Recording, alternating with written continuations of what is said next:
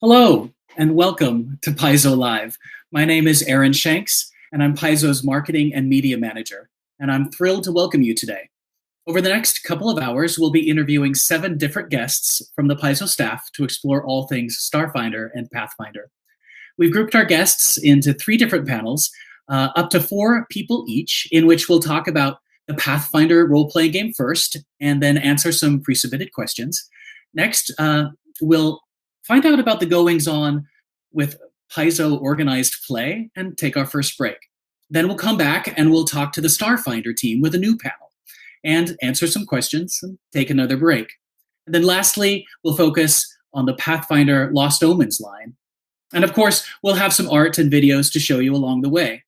And in fact, we'll have some Paizo Live spoilers to reveal as well. In this episode, our goal is to provide you with something for everyone, from beginners to veterans, from homebrewers to setting and lore fanatics. And we hope you learn something, hope you have some fun along with us, and come away inspired to play. We have over 160 Pathfinder and Starfinder products to present to you in 2021, so we've got a lot to talk about. Let's get started. Our first guest is Logan Bonner, Pathfinder lead designer. Welcome, Logan. Hi, Aaron. Hello. For someone who's never heard of you, tell us something about yourself. I was an art major in college and an English minor, and then ended up doing primarily English for my job. But I'm using all my skills. Sorry, it's in my mind because I just got questions about interviewing me from someone at my one of the kids at my college. So right. Bringing back those memories. And the title you have now is Pathfinder lead designer. That's right. That means I look over kind of like the 1,000-foot view of the Pathfinder rules to make sure like everything's going in the right direction, that rules are appearing in the books they're meant to be in, that sort of thing, and kind of answering questions and covering emergencies, that kind of thing. Welcome. Thanks for being here. Our next guest is Mr. Ron Lundeen, developer. Hello, glad to be here. Hello, Ron. Glad you're here. Thank you for coming. Why don't you tell us a little bit about yourself and your position at Paizo? Oh, excellent. I was I made a career move to come to Paizo. Professionally, I was a transactional attorney for many years, but always a player, always a fan, always a writer, and I particularly loved adventures. That was sort of my key love in the role-playing space. And then when I came to Paizo, I'm very fortunate to be a developer here working on the Adventure Path line. So if you've seen some of the adventure paths we have, Extinction Curse, Abomination Vaults, those are ones that I've had very deep involvement with. Great. Thanks for being here. We have a third guest, Linda Zayas-Palmer, pardon me. And Linda, why don't you tell us about yourself? Hi. So I was not planning to be at a game company as a part of my career. A lot of us just sort of found this opportunity. I was originally studying to be a math teacher, actually. And but I was a very active player and volunteer in Paizo's organized play community, and it was through that I got interested in.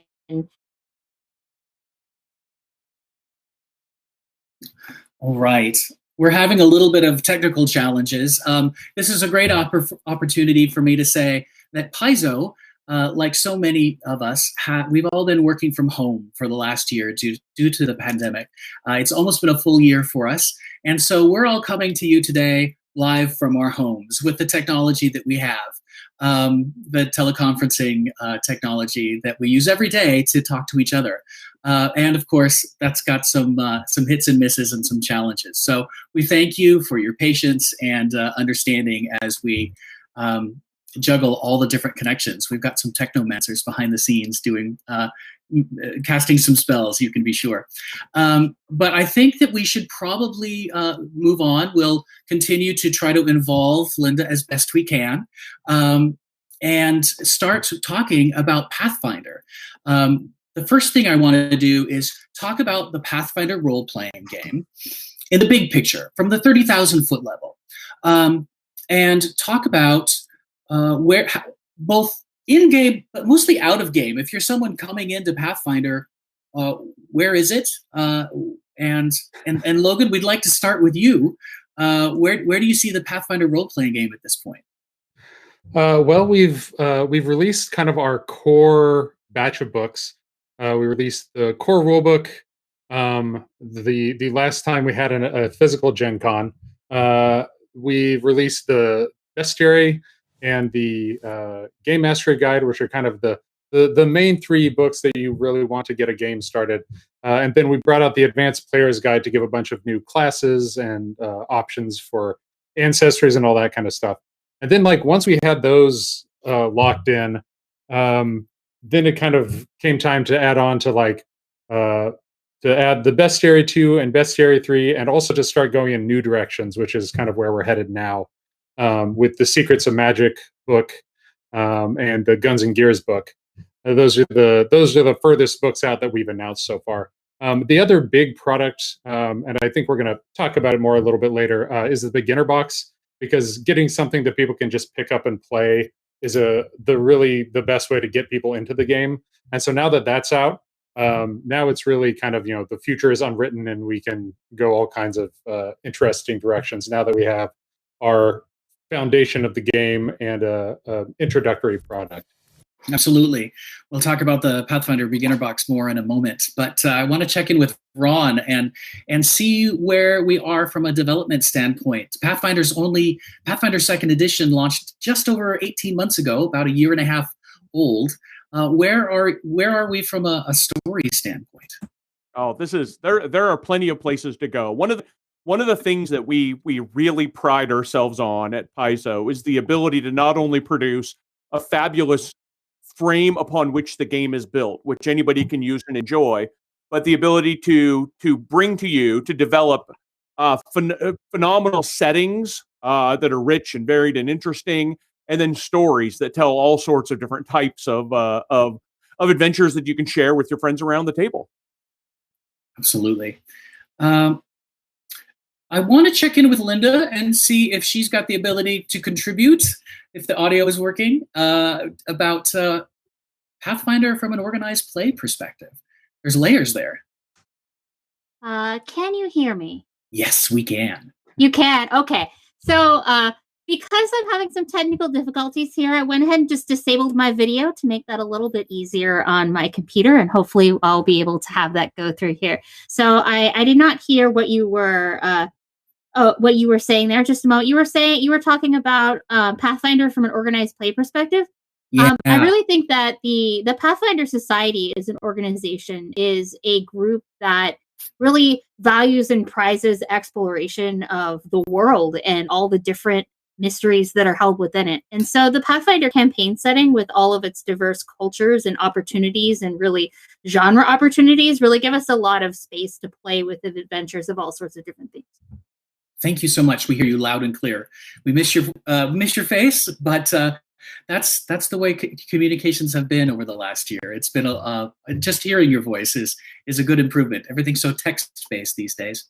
I would like to now launch into talking about the Pathfinder beginner box, because that is the latest. Well, I consider it part of the rulebook line, and it's the latest rulebook resource that we've launched. Logan, can you tell us about the Pathfinder beginner box?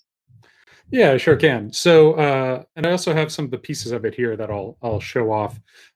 So the main thing that it is kind of a curation of the core game, because the core rulebook and the bestiary, you kind of need to have something for every level of play, for every conceivable type of character, every conceivable type of scenario that they're going to want in their story, for whatever game they're playing in.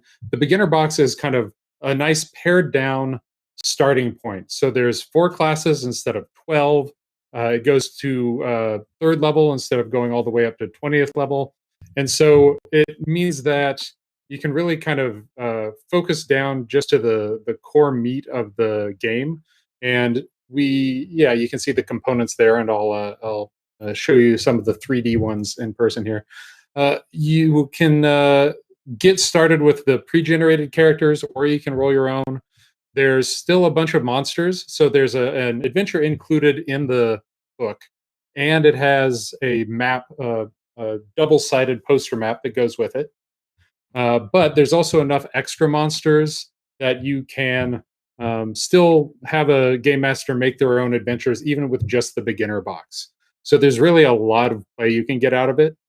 And the other thing we have in there is a solo adventure that's kind of a one-player taste of Pathfinder. If you don't have anybody to play with yet, or if you just kind of want to get a sense of it before you start up the game.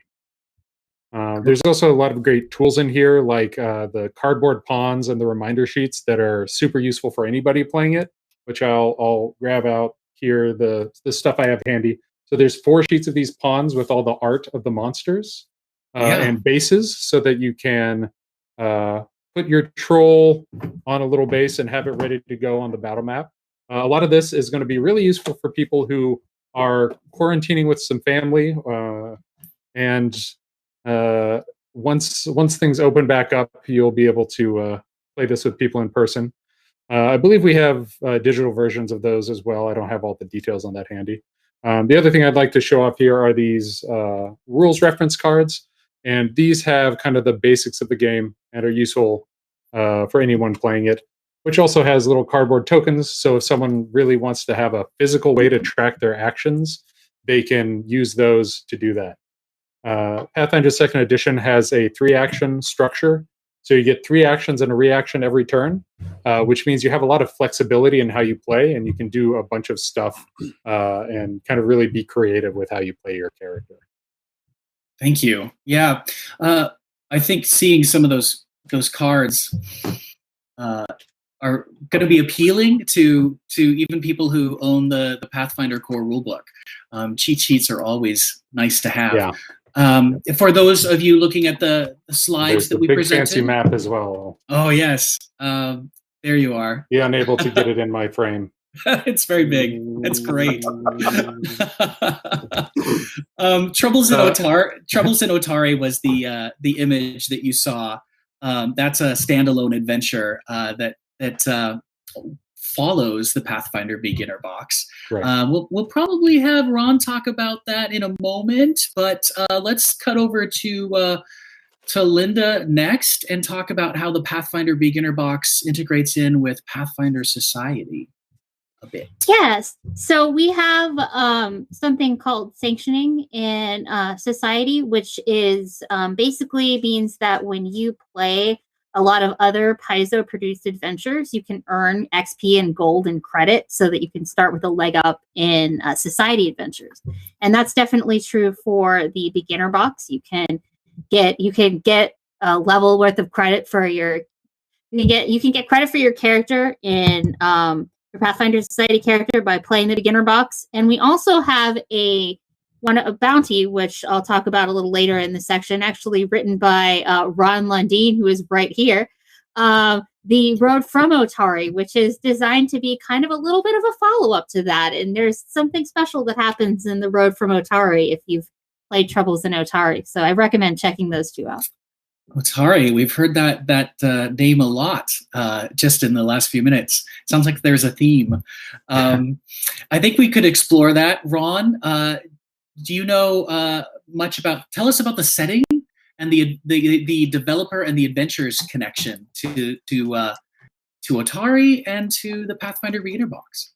Oh yeah, sure. Now Otari it's a little seaside town, and it is in many ways the classic place where the heroes are from or come to in order to begin their whole adventuring career. It's got a whole bunch of interesting people that are there. There's adventure hooks, adventure plots. We detail Otari across several of these products. The beginner box has an overview of who's there, who in the town is asking you to go on sort of that first beginner adventure that you go through. From there, we go. From there, if you go through that adventure, you enjoy it, you love it. Okay, what else? Who else can we get to know in town? What else is there to do? Well, there's the adventure Troubles in Otari. The way that the structure works with the beginner box, you're going to go through that adventure, and your first level heroes are going to become second level. Troubles in Otari is a series of linked adventures that you can play to become third level, and then to become fourth level. And if you were listening to Logan earlier, said the beginner box gives you the rules to take your characters from levels 1 to 3. Rules to be fourth level characters are in Troubles in Otari, the adventure. So we not only providing more action and more adventure for you to go through, but the ability to extend your characters even a little bit further than that. But that's not all we're limiting the region to. We've got the Road to Otari bounty that Linda was just mentioning. We've got the entire Abomination Vaults Adventure path, which we're going to talk about a little bit more. But what it means is that Otari is sort of the headquarters of adventuring for a lot of these products that tie them all together. That's terrific. There's a home base for beginners in Otari. That's home terrific. Base for anybody in Otari. Right. Not just beginners. Maybe first level characters, but veteran players to be sure. That's great. I wanted to jump in real quick because I'd be remiss if I didn't tell you that the beginner box also comes with a full set of dice, and they're color coded. So if you've got that player who can never tell which one's the D8 and the D10, you can say the orange one or the green one. Excellent. And they'll be able to pick that die up a little faster. Genius design. We love it.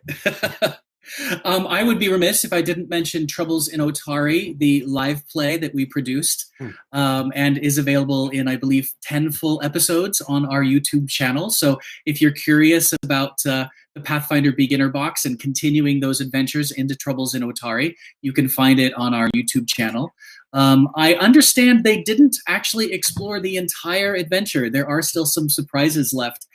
So don't feel as though if you watch it, you know the story like the back of your hand. There are still some surprises ahead. Well, let's explore what is ahead in the Pathfinder Rulebook line. We've talked about the Pathfinder Beginner Box, which released last autumn. And now the Bestiary 3 is coming our way. I believe that's next month. And Logan, let's start with you, since it seems like that's really a book that started with the design team. Generally, how does the Bestiary 3 relate to the entire rulebook line, and how does it relate to other bestiaries? Bestiary 2 and Bestiary 3 are both kind of like, here's just a pile of more monsters. There's always kind of some sub-themes in there, but the main thing is just to kind of like toss as many monsters at you as possible. So if you see the cover there, you'll see the giant clockwork dragon, because there's a section of clockworks in the book. You'll see the horrid little tooth fairies with their pliers, and the favored enemy of the tooth fairy, which is a skeleton. That's actually a skeletal troop on the cover there, because Bestiary 3 introduces troop rules, which are for when you have a big group of enemies you want to fight and you don't want to have to do the actions and hit points of every single skeleton in the fight. You can run them as a troop and kind of have them work in concert together, which makes them kind of a different style of fight. Beyond that, there's also just some expansions of existing types of monsters like demons and devils. There's just a whole bunch of fun and weird new monsters. So it's just kind of a giant drop of monsters that you can use in your games. Also, and if you're a player, you can find some new things to summon with summon spells, or creatures that you can kind of subtly prod your gym. It's like, it'd be pretty cool if we ran into one of these. Excellent. Ron, there are bits of lore in the Bestiary as well. Does that come from the design team, the development team, a combination of authors? What can you tell us about Bestiary 3 from a development standpoint? Well, primarily they come from the authors, but we have some of the monsters that we have. that are deeply immersed in the lore of the game that already exists. If we have, when we present, for example, psychopoms, right? We those are deeply immersed in the lore of our world. They're connected to one of our main deities, so we're going to be describing that and contextualizing the monsters. In some cases, the monsters are new, or their role in our game is a little bit new, and so even if you're a veteran of the game, then describing to you, this is how this new monster is going to be contextualized in our world, is something that's super helpful. And the bestiary monsters have little sidebars that allow us to present little dollops of extra information or world building, new rules sometimes, and just kind of fun things like that throughout. Thank you. What do more monsters mean for organized play, Linda? More monsters mean more story inspirations. We might sometimes know, oh yeah, this time we're going to be going into an undead infested dungeon, and then we'll be looking through for awesome undead that we want to throw at our players. But then there's other times when we'll just be looking through a new bestiary and finding monsters that inspire ideas for whole stories that we put together. So a new bestiary is always exciting for that reason. Sounds like there's a lot of synergy happening between all the teams. That's great. I think we better keep our discussion moving. We have a lot of products to talk about, but I do want to talk just a little bit about two more hardcovers that are on the horizon for the Rulebooks line. Those are the Secrets of Magic and Guns and Gears hardcovers. Logan, what can you tell us about those in a nutshell? So Secrets of Magic is kind of an expansion on the concepts and types of spellcasters. There are two new classes in it, which we've already play tested, and you can see them on the cover there. The Magus, who is kind of a fighter mage hybrid, who can cast spells through their sword, can establish like an arcane stance to get some extra magical power into their attacks. So for the person who wants to do a little bit of both, they can pick up the Magus. And then the Summoner, who you can see there shooting some lightning from her staff, is accompanied by an Eidolon, which in her case is a dragon, but you could also have like a giant construct type of Eidolon or an angel. There are a bunch of different options for what type of kind of summoned monster you want to have. And it's really kind of like your best friend or, your friendly rival who you have a magical link to and can summon with a moment's thought. So those are kind of like two different ways to do spellcasting that are really exciting. There's also just a pile of new spells and magic items. And one of the things I'm excited about is that we kind of look at the specifics of magic and how people in the world view magic. And we have some kind of in-world expansions on these core concepts. One of the things that we get pretty often is like the Lost Omens line has a lot of books that talk about the specifics of the world and its locations and its people. And we wanted to kind of bring some of that same style into the rulebooks, but to have it be about kind of the philosophical concepts behind magic in this case. So if you want to know, like, how do people view divine magic? What is the illusion school really all about? Those kind of things are going to be in Secrets of Magic. It's really jam-packed full of stuff. It's a really beautiful book, and I think it's going to give people a lot of really fun ideas for how to play spellcasters and bring magic things into their game. Thank you.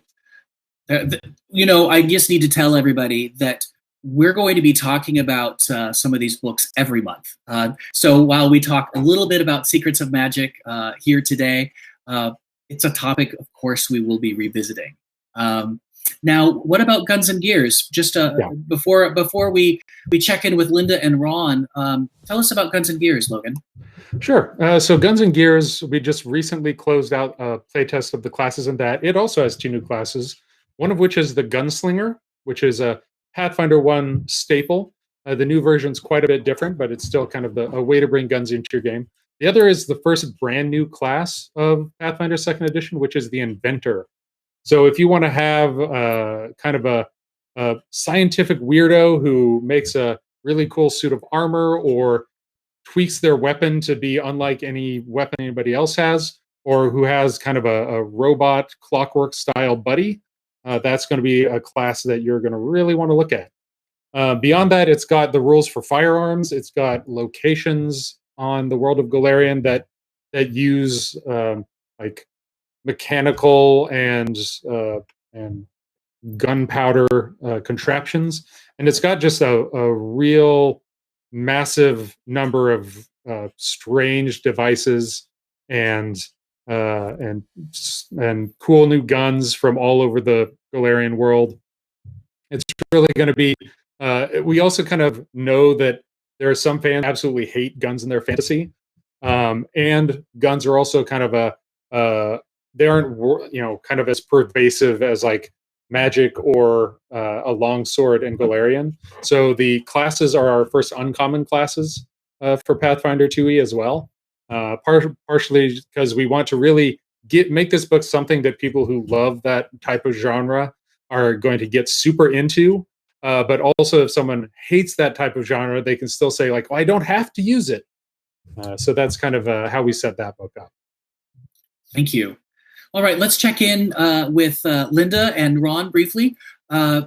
Linda, I assume it's too soon to talk about these books from an organized play perspective. They haven't hit the streets yet, but just give us a thumbnail version of what sanctioning is for organized play and how it occurs for these rule books. Yeah, so for rule books, we're always looking when a new book comes out to say, hey, this is a new opportunity to have a lot of new player content that's available for people who are playing in our organized play campaign. So while I don't have exact specifics on like, is this specific rule from this book that hasn't come out yet going to be allowed, I can say that we're definitely going to be seeing a lot of new options coming into the game through that.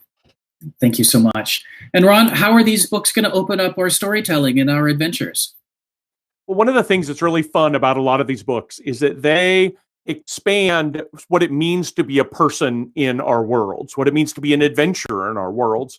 And so we pull upon these for the stories that we tell. And sometimes we do so, more often we do so, frankly, thematically rather than directly. That is to say, it's unlikely you'll see from us, here is an adventure where everybody must be summoners and you're going to use the Secrets of Magic book. But we are coming out with an adventure path that revolves around a magic academy. And so some of the thematic elements of Secrets of Magic are very relevant no matter what kind of character you choose to play. Excellent. Speaking of adventures and adventure paths that are coming up, let's move on from our rule books to our Pathfinder adventure paths. Now, there's a magic school on the horizon, but right now we've got the Abomination Vaults adventure path. Ron, do you want to tell us about that? I understand it's a dungeon crawl. What a dungeon crawl. Yes. When I talked earlier about Otari being sort of the headquarters for adventure, this is another example of that. The Abomination Vaults adventure path is all about a dungeon, a mega dungeon, hundreds of rooms and monsters that's set in a location just outside of the town of Otari. People there, they don't realize how deep it is, how extensive it is, how dangerous it is when some of the energies and creatures within there start to arise. But the Abomination Vaults is our first Pathfinder 3-part adventure path. It takes you from first level all the way to 10th level in order to experience all of the sort of depths and horrors that this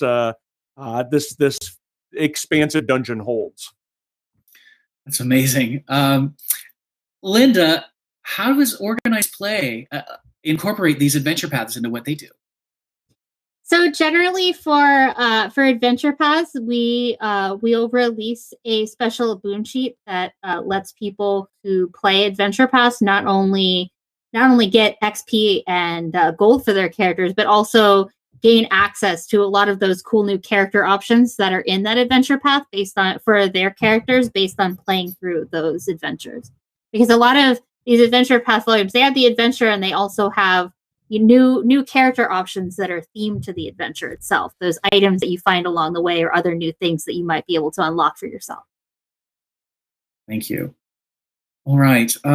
Logan, are there any special contributions that designers make to an adventure path? Are there going to be new design concepts introduced via this adventure path? Do you have anything to add? Usually what we do is there's a design lead assigned to each adventure path who kind of, checks what's in there and make sure that, you don't accidentally put the same thing in an adventure path that we're putting in another book that's coming out at the same time, that sort of stuff. They also, the adventure paths can be a lot more specific because you can have like, oh, this is a spell or item developed by this one specific NPC. So we like to kind of use it as a chance to really get a very direct connection into the story, whereas something like that appearing in one of the rule books needs to be general enough that you can use it in a lot of different types of games, just by the nature of the product that it's appearing in. So that's one of my favorite things about them, is kind of how different you can make the different add-ons that are going in each of them. And usually if we know that an adventure is going to need a particular style of play, we try to make sure the kind of broader version of the system appears in the game before the adventure path comes out. With the exceptions of things like the first adventure path of the new edition, where it's like, no, we don't have any books we can put this stuff in, and so we're going to have to describe all the rules in here. But we like to look ahead enough that we can kind of say like, oh, is there a place we can get this in, so that then all the adventure paths can tie into something that people already know. That makes things move really smoothly. Thank you. Well, we'll keep it moving and talk about the next adventure paths that are on the horizon. We're running a little long, so we'll and we get to talk about them more in months to come. So the next two are Fists of the Ruby Phoenix and Strength of Thousands. Linda, I understand that the upcoming Fists of the Ruby Phoenix adventure path has its origins in the Pathfinder Society. What can you tell us? So the Ruby Phoenix tournament is a grand martial arts tournament that happens every 10 years. And the last time that we had this whole thing coming up, we had the Year of the Ruby Phoenix, which was a whole season that was geared around that theme. And Pathfinder Society, there was a Pathfinder module that for the Ruby Phoenix tournament that showed people who were the victors in that tournament. So it's really interesting to see 10 years later, now we're coming back. And there is a lot of the lore of what happened with the Ruby Phoenix tournament and the Ruby Phoenix herself that came through Pathfinder Society in these last few years as well. Let's talk a moment about covers and what is final art and what is mock-up art. Circling back, I don't think any of the hardcovers, the rule books we saw, were mock-ups. No, I think Guns and Gears. Guns and Gears was a mock-up. Yes. So Bestiary 3 and Secrets of Magic, those are final covers. And Guns and Gears isn't final yet. And now here we have, what do we know about this cover? Does that look final to you?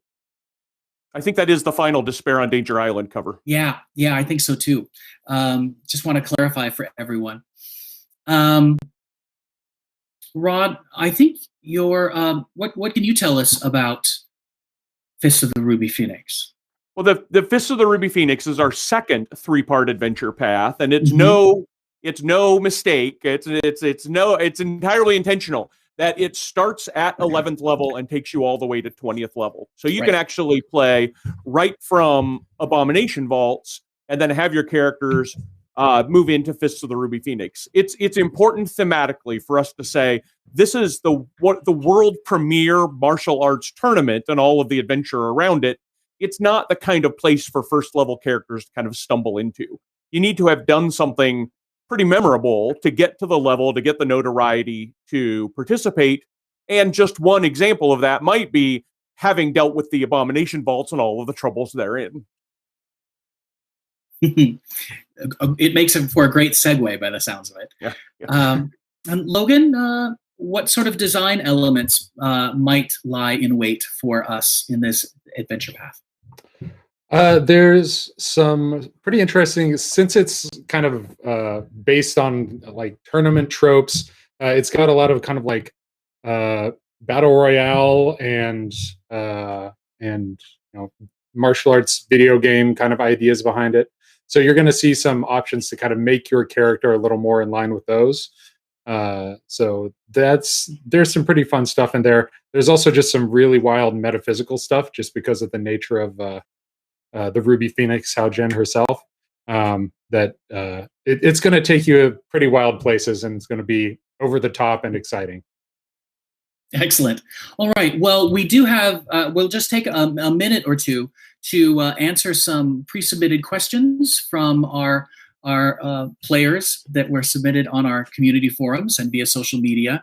And now this is from Zag01, and Zag asks about the difficulty and the lethality of Pathfinder adventure paths. I think some people are finding them challenging in a deadly sort of way. Ron, do you have some insights as to our philosophy on that?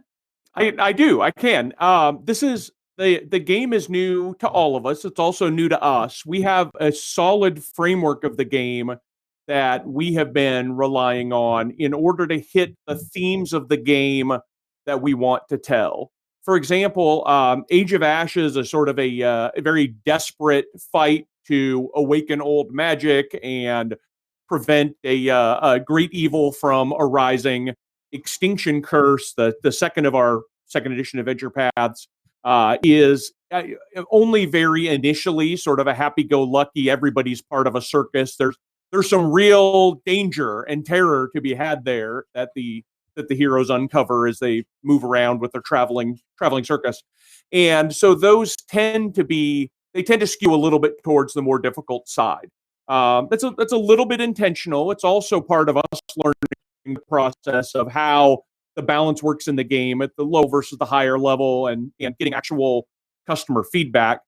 One of the things that we've done, excuse me, as we move through from later adventure paths, is we've got a better sense of the difficulty scale and can tell the kinds of stories by adjusting the scale a little bit. For example, a mega dungeon is sort of defined by, here is this basically one big building full of monsters, and if every single one were a grueling, edge of your seat, life or death affair, we wouldn't be able to get very far into it. So we've been able to balance that back a little bit with the expectation for that kind of theme, that people are going to be able to tackle several fights in a row. So we tone down the difficulty maybe a little bit. Strength of Thousands, the next adventure path, where you'll be hearing a lot more about in our future shows, where the players are all students in a magic academy. At least that's how they begin. A lot of that is service to the community. It's not about grueling, absolutely life or death combats. They're about, how do you provide service? How do you show your expertise? How do you teach others as well as serve others? And so that means that there's a lot more experience involved in uncovering mysteries or completing goals, rather than a series of fights all right in a row. Right. Thank you so much. That's great insight. Logan, I just want to check in with you about Guns and Gears and the nature of the tech that's going to be in there. Waters Less wanted to know what sort of futuristic tech will be in Guns and Gears. Will it be like the Pathfinder First Edition technology guide, or something a little different? So Technology Guide was a kind of a little more like science fiction-y, space alien kind of stuff, and technology developed from that. This one is a little more kind of like old school firearms. So it's using a bunch of different firearms from different cultures, but it's all kind of at a similar technology level, where it's not meant to feel super futuristic compared to the rest of the world. It's meant to feel a little more kind of like a Renaissance era. And so we kind of avoided some of the really super high tech stuff, so that the theming is really tight, and we aren't trying to cover people who are both trying to do, super science fiction-y stuff, and people who are trying to do that more, a little more old school thing. So it's pretty tight in its focus. Okay, thank you. I think that's all the time for Q&A that we'll have this month for Pathfinder Rulebooks and Adventures, although we do have some questions saved for the Lost Omens line later in the show with other guests. So at this point, I want to thank Logan and Ron for joining us. And I want to start a Paizo Live tradition where each of you departs by sharing a Paizo Live spoiler. So Logan, would you be so kind as to share your spoiler with us? Sure. So one of the things I left out when I was describing Secrets of Magic earlier is the final chapter, which is called The Book of Unlimited Magic, which has all kinds of different spins on magic, and they're kind of all presented in a little packet that kind of gives the story of it in the world and some mechanics for it, whichever mechanics kind of suit it best. And I'm just going to mention a couple of them right now. One is there's a section on geomancy that's going to care about what terrain you're in as you're casting spells. And there's also one called flexible preparation, which is kind of a cross between prepared magic and spontaneous magic. If you remember the Arcanist from Pathfinder First Edition, it's kind of similar to that, where you're going to prepare a smaller number of spells per day, but you can cast each of those as many times as you want, instead of going one for your prepared spells to what you can cast. Oh, I know a lot of people are going to be excited to see that. Thank you so much. Ron, what do you have for us? All righty. Well, I'm very excited about all of the great things I've been hearing about. The first Abomination Vaults adventure written by James Jacobs, and even the second one written by Vanessa Hoskins. The third one is not quite out yet, Eyes of Empty Death by Stephen Radney McFarlane, but I'm really excited about this third adventure. The dungeon itself is just much more massive in this one. There's been some hints that a evil goddess of swamps and despair is behind a lot of the activity, and how you fit a swamp in the middle of a dungeon. Well, we do it. We pull it off with a surprisingly large area of the dungeon with a ton of encounters that are really neat, really twists on old things that you may have seen before. We've got an enclave of drow that are not antagonistic. We've got tons of opportunities for you to really ramp up your dungeon delving at the 8th, 9th, 10th level of play, and I'm excited for people to see that. Excellent. Thank you so much. Gentlemen, thank you so much for joining us. Thank you so much for sharing your homes with us. And we will say goodbye to you for now and have you back in another episode of Paizo Live. For now, I'd like to move on and have some organized play time with Linda and myself. Unfortunately, Linda, we still can't see you, but we hear you loud and clear. And we've carved out some time to talk specifically about organized play. Can you tell us what's new this month? Yeah, I can definitely talk about what's new this month. So this month is a little bit special because we actually have more scenarios than normal this month. We had a little bit of a hitch last month, so we're catching up now. So on the Pathfinder Society side, we have the 3 adventures. The first one is Snakes in the Grass. And this one really goes back to one of the Pathfinder Society's frequent rivals, the Aspis Consortium. And the Aspis Consortium is looking to interfere with one of the Pathfinder Society operations. The Society is looking to build some connections to the Hobgoblin Nation of Oprok. The Aspis Consortium wants to undermine them, and there's a ton of plots swirling around, which causes things to go terribly and dangerously wrong. So it's up to your PCs in that adventure to come in and save the day.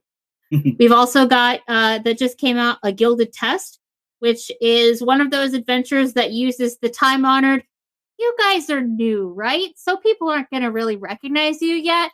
Okay, well, I need you to do this covert mission for me. So in this one, the PCs are called upon to investigate an illegal fighting tournament in the nation of Taldor, and their goal is to uncover the true reason for the tournament's existence before they make themselves a bunch of dangerous enemies. And the last of the Pathfinder Society scenarios that just came out is Lost in Flames. Lost in Flames follows up on something that happened at the beginning of this year of Pathfinder Society, where an evil spirit abducted one of the leaders of the Pathfinder Society. So your characters in this adventure are joining a team that is searching the ruins near where this leader disappeared for the truth. And this adventure is special because it uses the Hexploration system from the Game Mastery Guide to delve into ancient forests that have been scarred by demonic powers. Sounds like Mini Kingmaker, just a little bit. Yes, exactly. It's that same sort of system, and it's even in that same sort of area of the world. That's terrific. I'll just point out, obviously, if you're new to Pathfinder Society or Starfinder Society, these adventures sound like they're great. They're great adventure hooks for anybody, whether or not you're a part of Society play or not. I think that it's, on one hand, if you're looking for immersive play and really setting heavy and lore heavy experiences, Pathfinder Society has that. But also, you can grab these scenarios. They're PDFs. They're very inexpensive downloads, and you can, if you're a home brewer, you can use them at home. So it's great to hear you describe them, Linda, because I think a lot of people will understand just how versatile these scenarios can be. Do you have more to tell us about Starfinder Society as well? Yes, I do. I can talk about what we've got coming up there in February. We got some fun ones. So when Bram was talking earlier about mega dungeons, Starfinder Society's been exploring a mega dungeon that's a spaceship so giant that it's basically a false moon, called Salvation's End, and it's got all sorts of vaults in it that host alternative realities. So one of these new vaults has recently popped open, and your PCs are the ones who have a chance to delve inside. And when they get there, they find themselves in an absurd alternate reality that's populated almost entirely by clones of this one guy named Joro, and the surreal society that creates. But there is also something really sinister afoot, a malfunction that is rising within this vault that could threaten the lives of everyone within. So you better get down to the bottom of that while talking to a bunch of strangely identical folks. That's great. Our other one for Starfinder Society kicks off with one of the PC's fellow Starfinder agents has been murdered. And they're the ones who follow the bloody trail to track down the killer, but they better make sure they don't become the killer's next victims along the way. That shows the versatility of Starfinder Society scenarios, because I think there's a really great sense of humor built into Starfinder, or at least I see it really, really readily in Starfinder, in the society scenarios and within the campaign setting itself. So, and then there's plenty of darkness to be had as well. So those are two good contrasting scenarios. Yeah. Now, there's another category that we need to talk about, and that's the Pathfinder Bounties. And it's a beautiful odd duck. Do you want to tell us about it? Yeah. So Pathfinder Bounties are not organized play adventures, but they're produced by the organized play team. While the Pathfinder and Starfinder Society adventures are generally about 4-hour playtimes, Bounties are 1-hour-long adventures that are first level. And since they're not officially Society adventures, they don't assume that the PCs are members of the Pathfinder Society.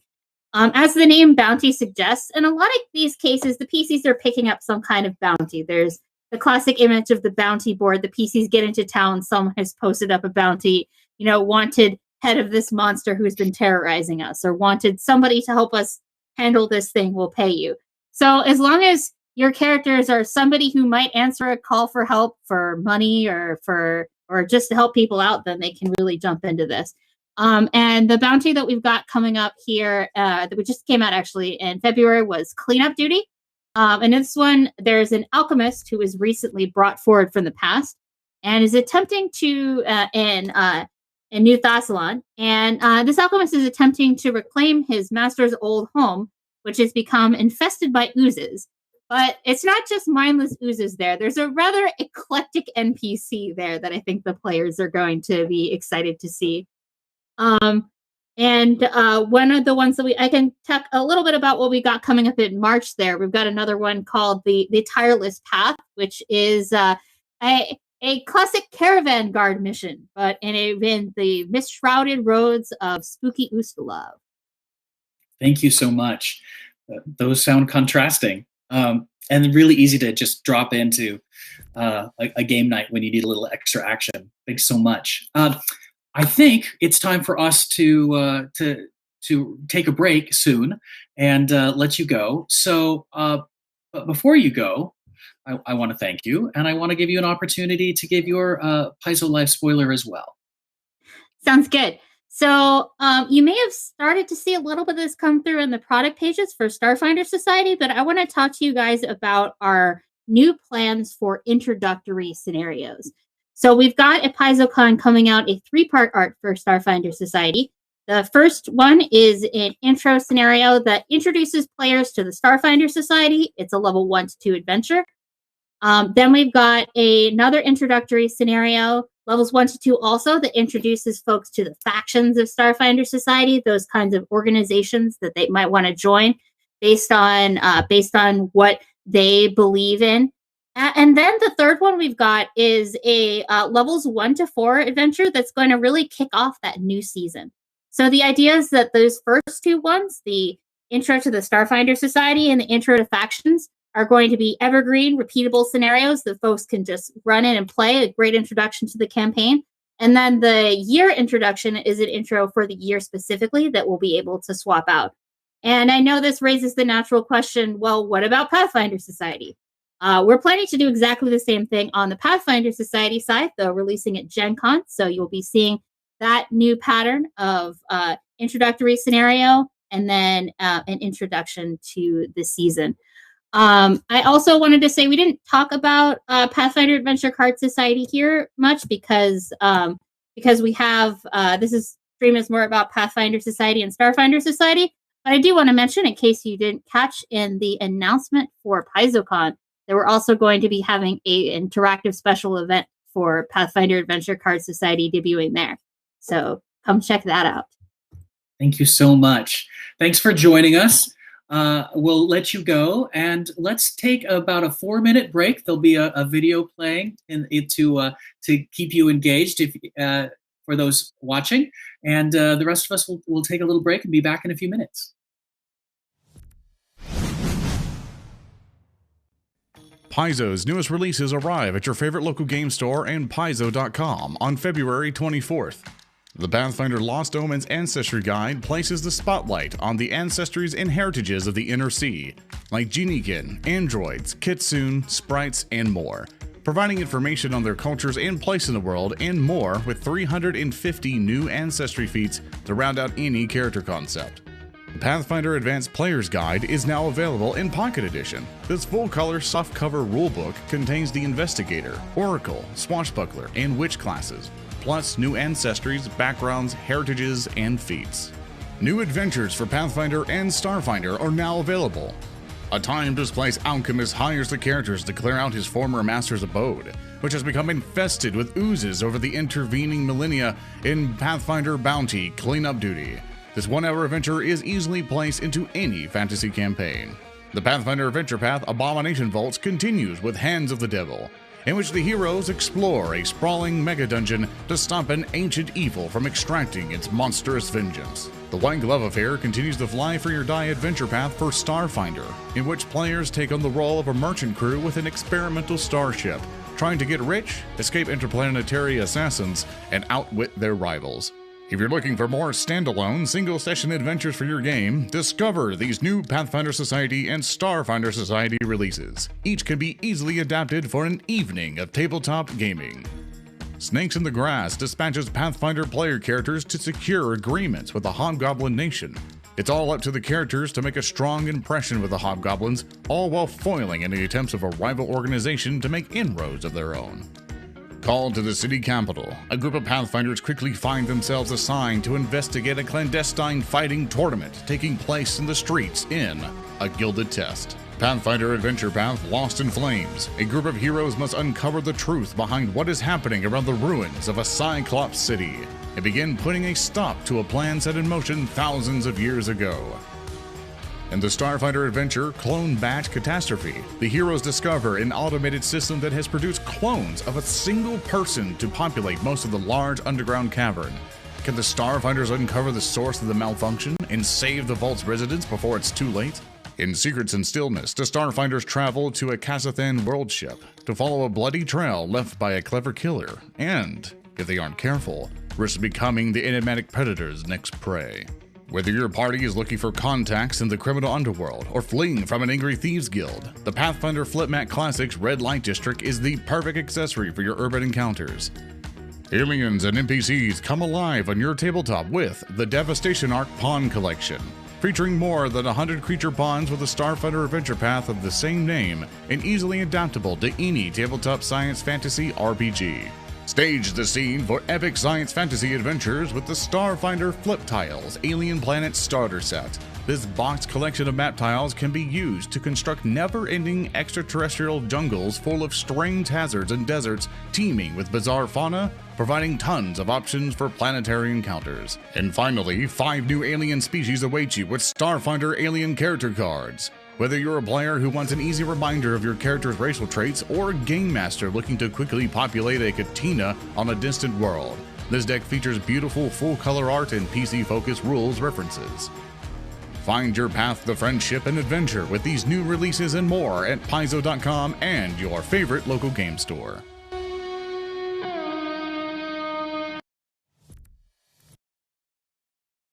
Hello, and welcome back to Paizo Live. I'm Aaron Shanks, your host.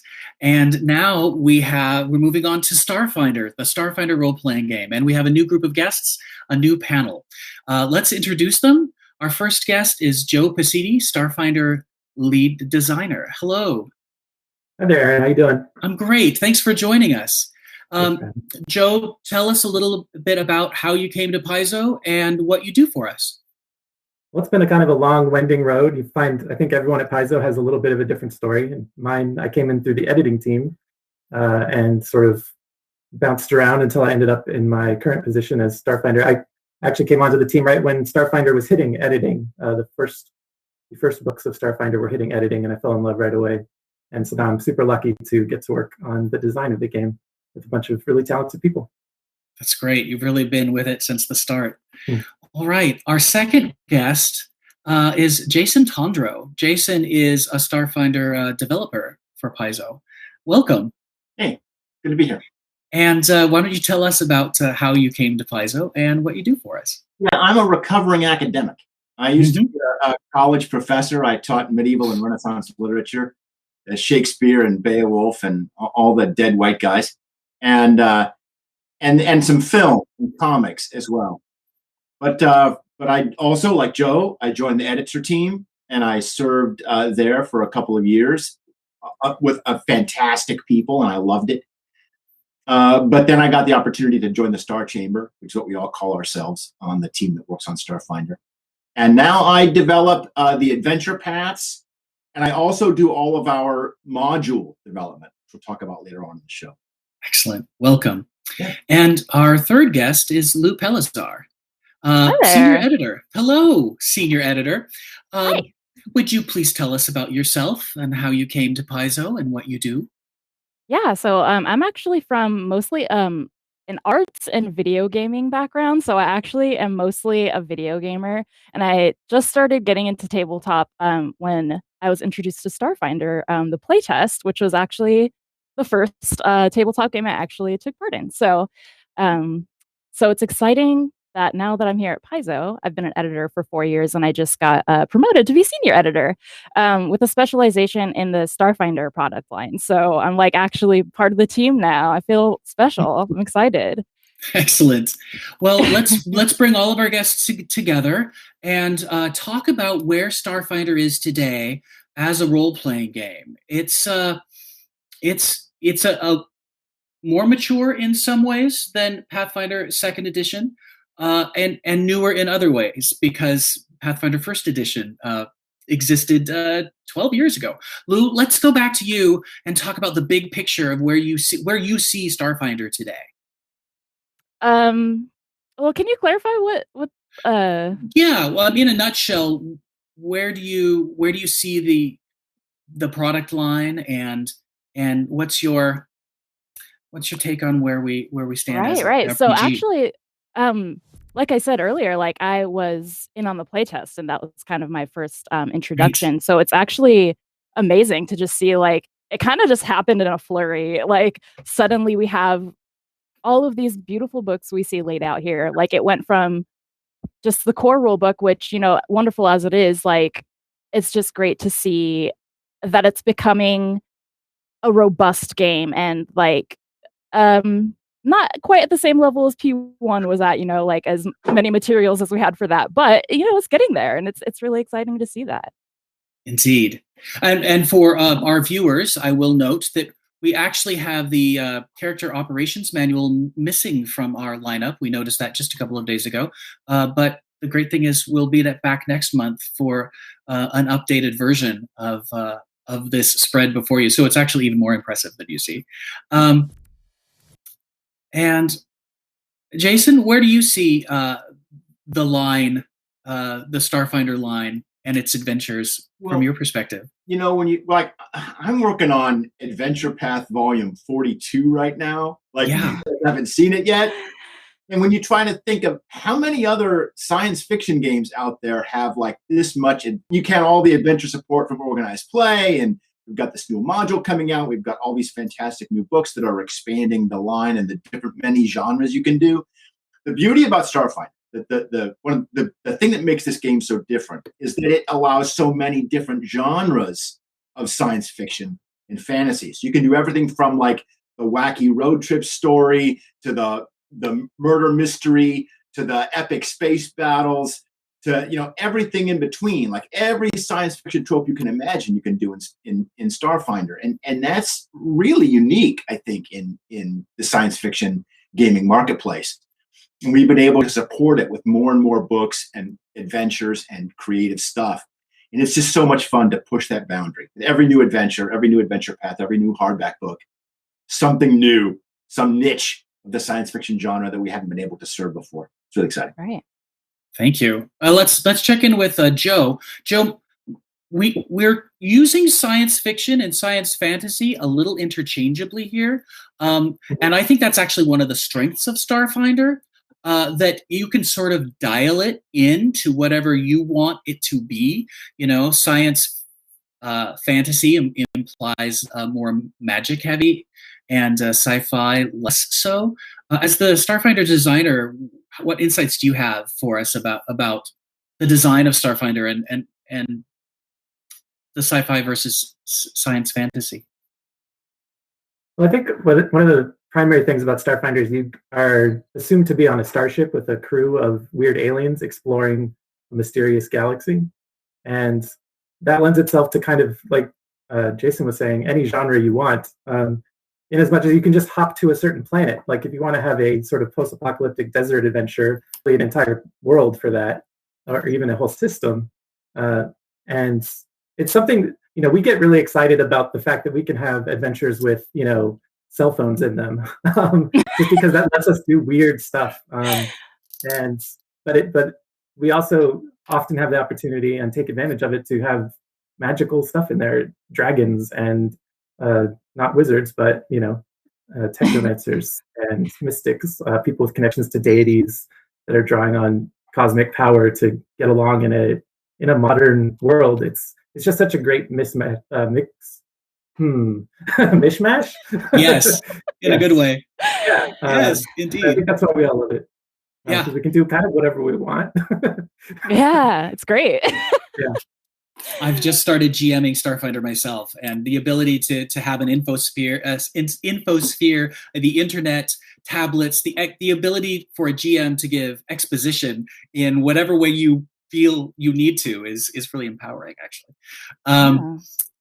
So let's dial in to the Starfinder Rulebook line and talk about our most recent hardcover. That's the Alien Archive 4. And Joe, I'd love to have you talk about it and how it relates to previous Alien Archives and the rest of the rulebooks as a set.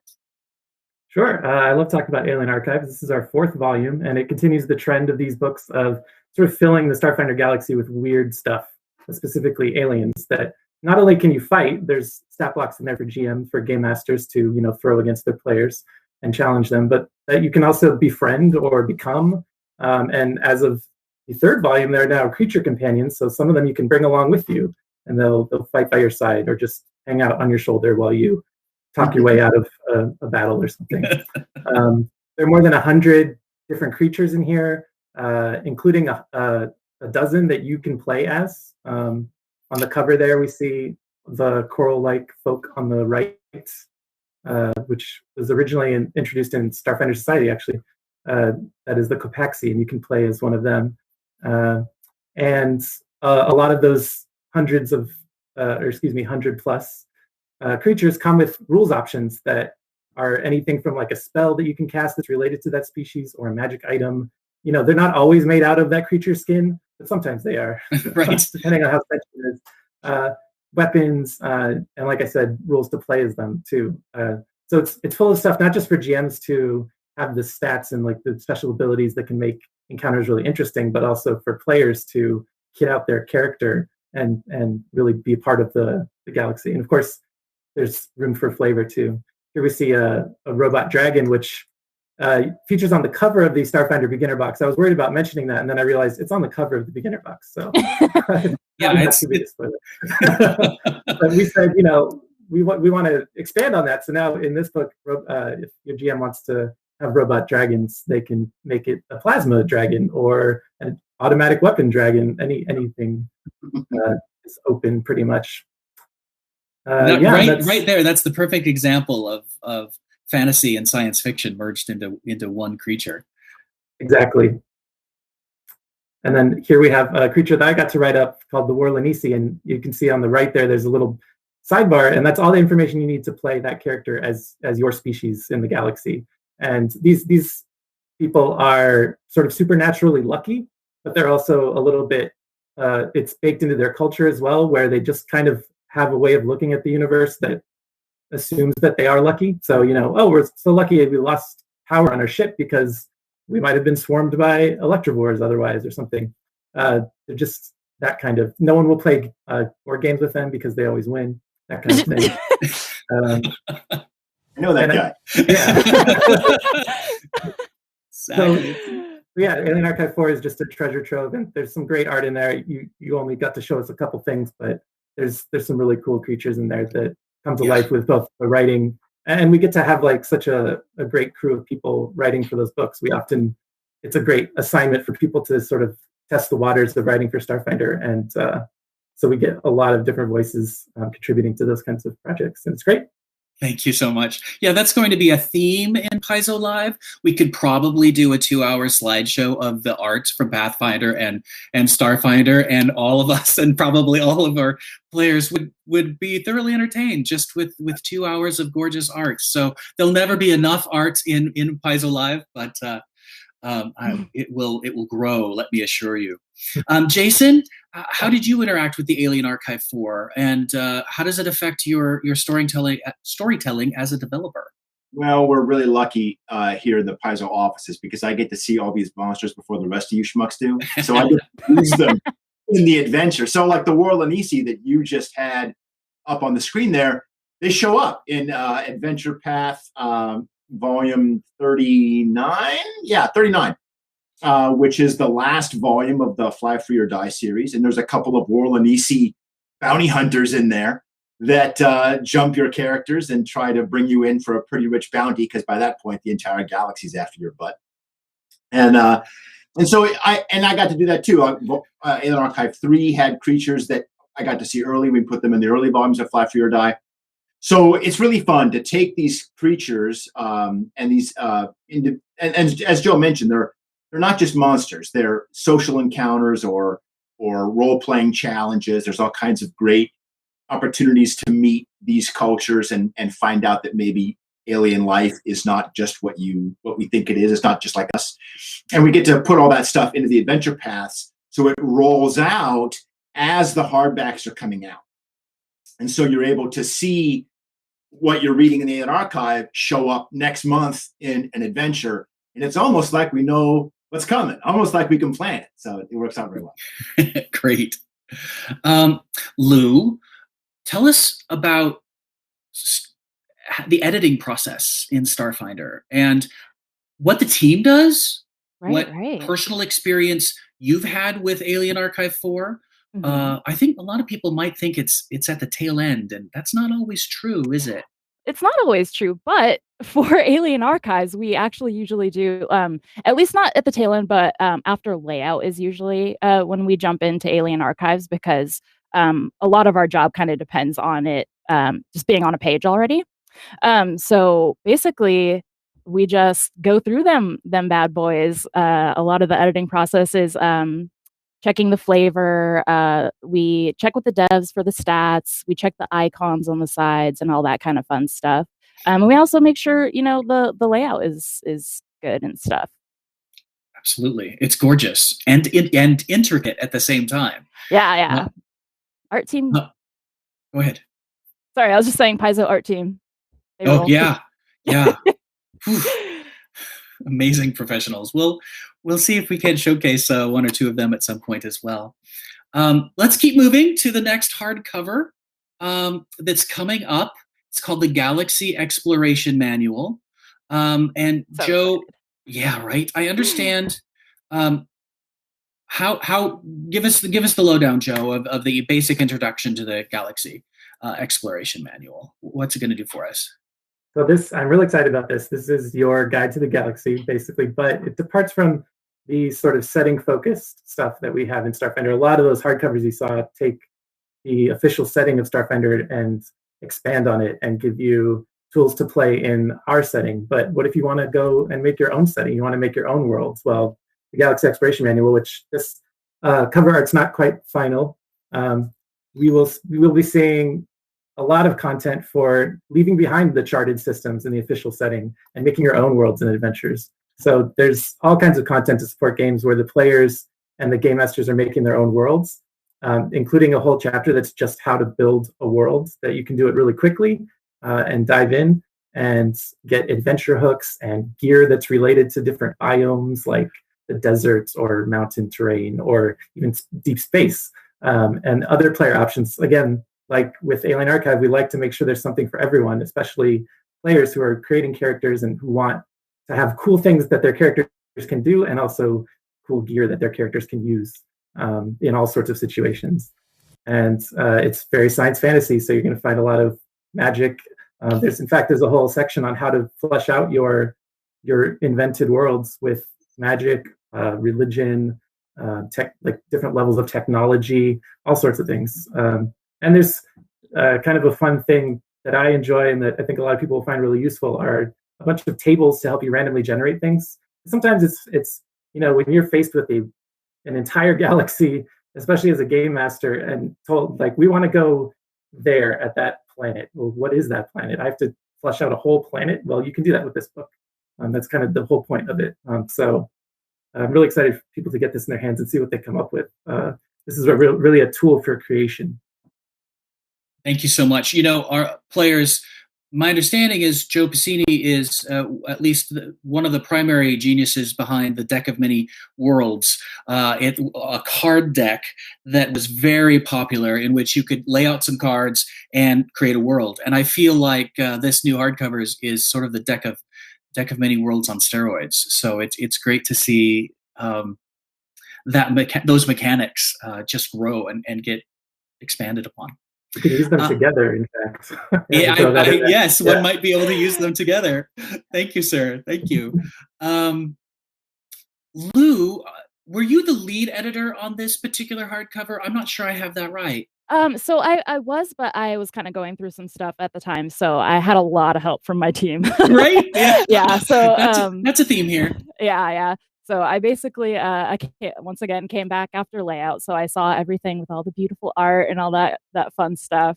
But I'm gonna tack on to what Joe said. I am pumped about those tables because I am horrendous at building characters. So it's gonna be so nice to have tools to help me finally, figure my stuff out and have some inspiration, because suddenly I just forget everything when I'm trying to build a character. So I'm really excited for that kind of stuff. There's a lot of power in something being randomly generated and then Right. being creative based on something that you were given. Exactly. Yeah. Thank and you. I think that's really helpful for someone like me. Yes. Make some choices for me and I'll take the ball and run with it. Yeah, Yep. no, a lot of us are like that. Jason, how's this going to affect Starfinder Adventure development? And maybe speak to our homebrew community too. Yeah, like if you are homebrewing your own setting, this book is really there for you. Not only does it talk about all the different biomes and all the different kinds of planets and all the different kinds of dials that you can change in your setting, like Joe was talking about, like magic and technology and stuff. But there's a whole chapter that's explicitly addressing how to create and run sandbox style adventures, just like Joe was talking about, where the players are like, we want to go to that planet. And it's like, okay, I'm in the middle of the session. I have no idea what's on that planet. Like, we have to make it up now together as a group. We're going to make that planet up where you're going right now. And the creation becomes part of the game. And then like, okay, well, now what do we do? Like, how I'm a GM, the players have gone to this new planet. I have an idea of kind of what I want to do there, but I want the players to have choices. I want them to be able to decide where we go. We want to go to that planet over here, or we want to explore this weird ruin. How do you, as a GM, prep for a total sandbox game where the players can go wherever they want? You have limited time to prep. You've got like an hour, couple of hours before a session. What do you do, right? And so drawing on a lot of our hobby's wonderful history with these kinds of games that we've been talking about for decades, for pretty much as long as there's been tabletop role-playing games, we do it for you. We walk you through the whole process of creating a sandbox game. I think originally it was called the Otari system. I don't know if we still do that. Still call it that when it went through development. But we create this world, this whole system with all these adventure sites in it, and it's got random adventure tables, encounter tables, and everything. And we actually use the deck of many worlds to make it, right? So that you were talking about earlier. And we show the GM how it's done at this example sandbox campaign setting, which becomes a kind of scaffolding to help you get to where you can do it on your own using a sample model to kind of help get you there. And so there's a lot of wonderful support for homebrew. That's what I run. Like, my weekly Starfinder group is in my own homebrew setting, So I was totally into this book. Excellent. Yeah. Wow, that's amazing. All right. Well, let's keep moving because there's more ahead. Tech Revolution is the next hardcover that's been announced. It wasn't on our fan of hardcovers, so we'll make sure that gets added for next month. But that just means the product line is growing even more. Jason, what can you launch in there and tell us about the new class and the mech system that's going to be there? For sure. So like Joe and John Compton, our lead developer, have done incredible work on this book, and I'm sure John will be on later as this book gets closer to tell you guys more about it, but I'll do my best for you right now. The two big pillars of this book are the new nanosite class, which is all about using nanotechnology in your adventure, for your adventure.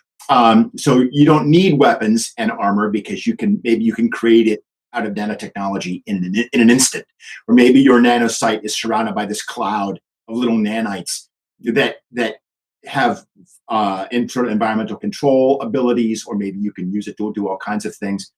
So nanotechnology is a great science fiction trope that we haven't explored too much in the game. It's part of the setting in things like UPVs and stuff like that. But there's not really a lot of ways for the players to use nanotechnology in play. Well, that's all ending with the nanosite. Now that's the class is all built around. Amazing. And then In addition to the nanocyte, which is a really exciting new class, we've also got rules for mechs at last. And these are giant colossal mechs, like Pacific Rim style mechs that fight giant kaiju monsters. And we had to come up with a whole system, which we play tested, and we got a lot of great feedback on it. We incorporate all that feedback to help make the mechs maybe a little bit more easier, a little bit more intuitive to design and play. And now you can climb into a big, giant, towering machine and fight high CR monsters in this, in this giant robot. And who doesn't want to do that? Like that, it's incredible fun. And it's a great example of the kinds of things you were talking about earlier. Like, you can't do this in too many other role-playing games. You can't go from flying your spaceship amongst the planets to jumping in a giant robot and fighting a kaiju monster, fighting Godzilla, like you can in Starfinder. So those two things, the new class, the mech rules. There's a lot more in the book. There's a whole bunch of vehicle rules, ways to customize a vehicle and build vehicles from scratch, new class options for, I don't want to say every class, I don't want to commit too much to that, but new class options for players, feats, and all kinds of stuff. And also a great section in the back on what is technology like for the average person in the Starfinder universe. Like, when you get up and live like a day in the life of a Starfinder character, how do you interact with technology? Like, what is the standard? And what can you expect, and how do you use technology in your average everyday life? A lot of setting-specific stuff that GMs and role players can really dig into. That's great. So, yeah, I mean, on one hand, Starfinder is so versatile. You can go from being the crew of a starship to being in mechs to squadron fighting. And while there are different role-playing games that do each of those things, one of the things I love about it so much is that it can all be in the same universe, in the same galaxy. Because it's Starfinder, they're magic mechs, right? So we have like all kinds of crazy magic stuff going on with them too. So when you see the art for what these mechs look like, it's going to blow your mind. Like, I can't. We're all wishing we could show them to you. So soon. It's gonna blow your mind. Lou, how's the editing team doing on this book? Where are we at? What insights might you have? So we're actually waiting for it to come back from layout right now. So I'm once again pumped to be seeing all this art. I saw the concept art, but I haven't seen any final art or sketches or anything like that. So I'm not gonna lie, I'm like kind of trying to be professional, but as a player, I'm like kind of raring to go on this. So like, I'm so excited because this is a lot of stuff that I have been wanting in Starfinder, like nano machines and giant mechs, and like an opportunity to Pacific Rim it. So no, I think you're on brand. You're very on brand for Paizo. We're here because we're all enthusiastic about the games themselves. So I get it. Does anyone know? I don't think that's the final cover. Do we all agree that that's a mock-up right now? Right. We are still waiting to see what it's going to look like, and very excited. Indeed, yeah, that's exciting too. Some images of the new class as well. Although it's a gorgeous cover. Cool art anyway, yeah. It's gorgeous. It's just not final, and I just want to be able to point that out. Let's see, Joe, do you have anything to add that we haven't said already with Tech Revolution? No, Jason covered it really well. Yeah, thanks. Well, let's go back to Jason and start talking about adventures then. Oh, yeah. We'll move on to our adventure path section, and not just adventures, not just adventure paths, but adventures as well. The adventure path we currently have going on is Fly Free or Die. Let's give that some love. What can you tell us? So, Fly Free or Die, you're not here to save the galaxy. You're just trying to pay rent. Like this is an adventure path about working class people who are just trying to find work, do the job, and get paid. But and all that they really want is for everyone in the universe to kind of leave them alone. but they are chased by organized crime boss, a drow organized crime boss. That's one of his assassins, Deminda, on the cover there of the first volume. And also by their former employer, Executive Vice President Aline Rosora, who works for EdgeCorp. And EdgeCorp is this incredibly lawful, incredibly evil mega corporation we created just for this adventure path. And And between Rasora and this Drow crime lord, you've got bounty hunters and assassins out after you, and everybody's just trying to get up in your grill and get in your business. There's a rival crew of Starship mercenaries and traders who always seem to be competing with you for all the jobs that you want. And it's an adventure path that is designed for all of us that thought Han Solo is the best part of Star Wars. Like if you're here to play somebody who's maybe a little shades of gray, you're not a hero. That's why the first volume is called "We're No Heroes," because these are people that say, no, I'm no hero, and this is the adventure path for you. Excellent, thank you so much. Yeah, sure. Are there some design elements that are new to Starfinder that this adventure path brings forward? Yeah, absolutely. I'll just be selfish for the moment and say that I got to contribute a volume of this adventure path that takes adventures underwater. I won't say more than that, not to spoil anything, but that involves some new rules and some new options for underwater combat and adventuring I'm excited about. But really the shining jewel of this adventure path is a galactic trade subsystem that lets players, seek out cargo and rush across the galaxy to deliver it in time and try to get paid and keep the starship lights on. And I think it really captures the theme of this AP really well. And I think it's used in the AP, in the adventure path, of course, but it's also something you can take and plug into any Starfinder adventure, because like we said, you're often just a crew in a starship hurtling through space, trying to make ends meet basically and stay alive while having fun adventures. So I think it's going to come in real handy for a lot of people. Excellent. And Lou, do you have any stories of this adventure path that you have to share, or from some of your other editing team? Yeah, sure. So I guess there was kind of an important volume for our team, which was the one that our managing editor Leo wrote. And it's not to say that we put special treatment or whatever into it, but it was just it was his adventure, and we were all kind of really proud of it, and tried to do our best, to I don't know, because I don't want to imply that was the only one that we tried on, but you know what I mean. It was just, that was the special one. It was really special. Can I jump in here for a minute, Liz? Yeah, of course. So Leo did a fantastic job on this volume, Merchants of the Void. This is where the rival crew is introduced. The crew of the Wintermorn, the captain of whom is here on the cover. And the rival crew is really critical to the entire adventure path, because this adventure path is all about choices and the ramifications of those choices. So as the players do things and they decide, are you going to be good or are you going to be selfish? If you meet somebody, are you going to treat them right, or are they just an ATM machine for you? Are they just there to dispense credits? And other characters, NPCs in the campaign, model their behavior based on what you do. So if you meet the rival crew and you treat them fair and honorably, then they start to become fair and honorable, and your actions have ramifications. But if you backstab them and you try and rip them off, well, then they're going to shoot first and not even apologize, right? And so it was really critical. That group had to be perfect, and Leo just knocked it out of the park. It's a fantastic adventure, and I couldn't have done it without him. And everybody on the editorial team, like Kieran, who was our lead editor contact for this, Kieran did a fantastic job of helping us make this whole adventure path a better version of itself. Kieran really understood what the adventure path was about and connected to it and helped us bring those themes forward. So we're creating a story which isn't just super fun to play, but is trying to say something. Exactly. Yeah.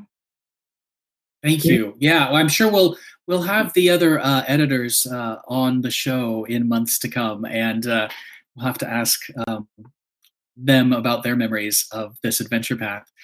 Let's move on to the next adventure path, which has been announced, Horizons of the Vast, and our first Starfinder standalone adventure, Junker's Delight.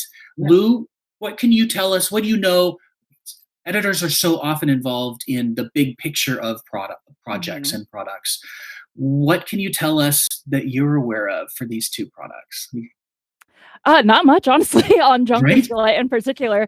It's kind of it's a exciting new thing that we're doing. So it's kind of like I'm just kind of seeing where stuff goes at this point. Well, I'll jump in and say that I think we're all these new standalone Starfinder adventures are a bit of an experiment for us. We're trying to find out what everyone's appetite is for them, and what the right pace is, and how they should best be delivered. When you say you're kind of finding out, we all are. Yeah, exactly. So it's really exciting though, because I think this is a way that can get people into like an adventure that is not, the 3 or 6 volumes. It is an even smaller option, which again, for people like me, like have a hard time like concentrating and stuff. It's an easy way for beginners to just jump in and be like, what is this like? And just have one little module. And I think that's going to be hopefully really great for getting more people on board and stuff. That's what I'm excited about for this. And of course, excited to work on it once we get right. We get it. So but you've introduced us to the concept, which is great. Joe, let's switch over to you and see what you know about both of the new adventure path, the coming adventure path, and the standalone adventure. I'll talk about the adventure path, Horizons of the Vast. There's a really cool charter subsystem in there that lets you sort of start from scratch, like as a group of players, start from scratch on a uninhabited world and gradually build up a bustling community that has shops and universities even at some point, and sort of expand where you can expand your settlements like magical, technological, and societal abilities. It's no surprise that I'm into this, given my Recommending Worlds and Galaxy Exploration Manual background of liking starting from nothing and sort of creating out from there. And the charter subsystem that features in this is really exciting, and it's another example of something that's really incorporated well into the adventure path, but that can also be taken and used in any game that you want. So I think there's a lot of value here for a lot of different people. Thank you. Jason, what insights do you have with this new adventure path? We know it's going to be an every other month publication, so that's going to be a little new in terms of pacing. But is it different in any other way, or just sort of your basic adventure? Well, there's a lot. Basic. Yeah, there's a lot going on here. First off, we found out that, quite frankly, we're just producing adventures faster than people can play them. It takes a long time to get through a 6-volume adventure path, especially these days when we're all life is life, right? So we are slowing down the adventure path publication schedule, but that's how we're able to do other things. So we would never be able to do Junkers Delight if we hadn't slowed down the adventure path. I'll talk briefly about Horizons of the Vast, but I'm sure you'll have Jason Keeley on in a future episode. This is sort of our Kingmaker in space. People have been wanting us to do this for a long time, since as soon as Starfinder launched, really. We figured out, it took us a long time to figure out the right way to do it. Keeley cracked that mystery. Joe's already talked about it a little bit. You travel to an unexplored planet. There's creatures living there, but they're not intelligent. So there's animals and plants that live there, but there's no society already there. And so you and a bunch of other groups establish settlements on the world and begin to expand and explore. And there's pretty soon there's political problems and rivalries and conflicts. Because you can leave the packed worlds, but the packed worlds can't leave you alone, right? And so all that stuff follows you there. So it's very different than any other adventure path that we've done. More time passes during the adventure path. So years could go by while you build this settlement and deal with the problems of Horizons of the Vast. And there's a huge, big bad guy and other stuff going on, but I'm going to let Keeley talk about that stuff because it's too cool. He would never. But yeah, please. Oh, that's enough of an introduction and a teaser for now. Sure. We'll be talking about we'll be talking about these again soon, and definitely have Mr. Keeley on to talk about them as well. So now I want to do two things. move on to the Q&A portion for Starfinder, of which we didn't get a lot of questions this month. Certainly, people asked about the Pocket Edition for the Starfinder Rulebooks. We do have a soft cover core rulebook, Starfinder core rulebook called a Pocket Edition, available now. And that, there's curiosity about whether or not there'll be additional rule books in that format. This particular group aren't the deciders per se about whether or not that happens. So I think it's a twinkle in the eye of some of the upper management as to how and when that might occur. And that's what I have to add. Do any of you have any other knowledge in regards to that particular question? Yeah, I will say people are excited about the Pocket Editions, as am I. They take up less shelf space. We do get copies of everything at Paizo, which is awesome, and also very, it adds up very quickly. And one cool thing about the Starfinder Core Rulebook Pocket Edition is that it incorporates all the errata that we did in the reprint of the Core Rulebook. So you can pick up that smaller, cheaper volume, and it has all the updated information in there already. It's fresh. Well, yeah. now I'm just going to use this opportunity to get to our Paizo Live spoilers. I think I'm going to start with Jason. Sure. Find out what your Paizo Live spoiler is, because I think Joe's might take a minute. Okay. Well, so the 5th volume of Fly for Your Die comes out next month. And in it, you confront Aline Rosora, one of the 2 big antagonists of this adventure path, Executive Vice President for EdgeCorp. Okay, now, if you're in that adventure or you're going to play in it, here's the thing. You can just fight her if you want to. Like, this is a Starfighter adventure. Like, you can punch people in the face. That's kind of what we do. But there are clues throughout her base. She's got like this secret asteroid base. There are clues throughout that base to a fate worse than death. Oh. Like, if you really want some justice, keep your eyes out. Get those things. You're going to find out you have some options. And that's great. Cool. That's terrific. Thank you. Yeah. All right. Joe, what's your Pathfinder Live spoiler today? I'm a little distracted. That's hard to follow. I got to open up that PDF and see what I can see. So I thought that we would take some tables from the Galaxy Exploration Manual for a spin, just to show kind of some of the things that are in here. Actually, Lou reminded me earlier of there's a whole system for background generation for your characters, talking about where they're from and what, and Lou had a lot of great insight on that section in particular. But what I'm going to do today is just roll up some random starship with a name and a quirk, and an NPC captain to be the captain of that starship. So you're the GM, and your players have found some starship, and now they need to know. So I'm going to roll real quick, and I got a 20, and that is the Divine, and I rolled again and got 100. The Divine Wonder is the name of the starship. That's a little aggrandizing, but okay. And I'm rolling on the Starship Quirks table now, and I got a 3. And that is, the ship's name is printed in 14 languages. So on the hull of the sounds ship, right. They seem pretty. Yeah, they're covering all the cultures. Yeah. So let's meet the NPC captain here. So we've got a table for name and species. So I'm going to roll on that twice. So we got a 50, which is Nariel is the name of the captain, and for the species, I got 19, which is a dwarf. They're a dwarf named Nariel, the Divine Wonder, and we'll give them a quirk, which is this D100 table of 100 different NPC quirks. So I got a 35, and that is, they're deeply impressed by magic and spellcasters.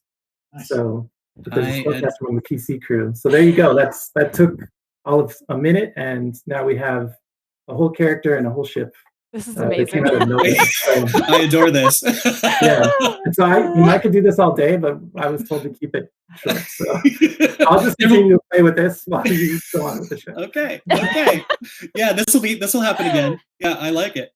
Okay. Well, we're going to say goodbye to these 2 gentlemen, because we're going to keep Lou for our next segment, which will be about the Pathfinder Lost Omens setting. So, Lou, hold on to that spoiler. And thank you, Jason. and Joe for joining us. And we're going to take a break, about 4 minutes, watch a couple of videos, and come back for the last segment of Paizo Live. See you soon.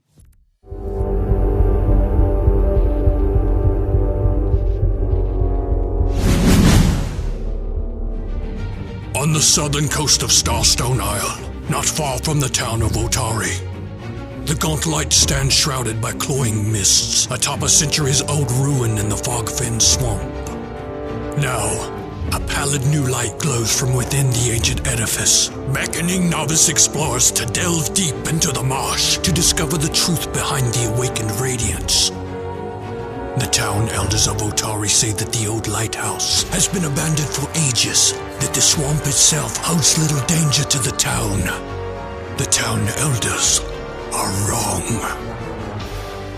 Into the Mega Dungeon, the all-new Abomination Vaults adventure path for the Pathfinder role-playing game peels back layer after layer of mystery, intrigue, and terror in a 3-volume campaign of dungeon exploration and thrilling discovery, designed especially with new players in mind. The priceless plunder of long centuries awaits those bold enough to enter the sprawling Abomination Vaults, but claiming it requires facing off against a horde of hideous monsters, deadly traps, and vengeful ghosts with long memories and inhuman hungers. The Abomination Vaults Adventure Path works with the Pathfinder Beginner Box or Pathfinder Core Rulebook and is your perfect gateway to thrilling adventure 500 years in the making.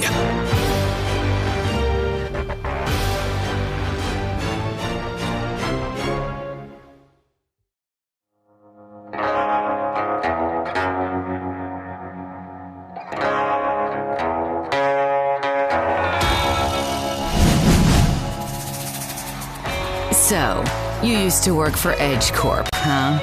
Taking it to the edge and all that. You were just a long hauler, shipping cargo from one planet to another for low pay, worse benefits, and the promise of a bonus that never showed up. Now, you're your own boss, looking for cargo you can buy for cheap and sell for bank.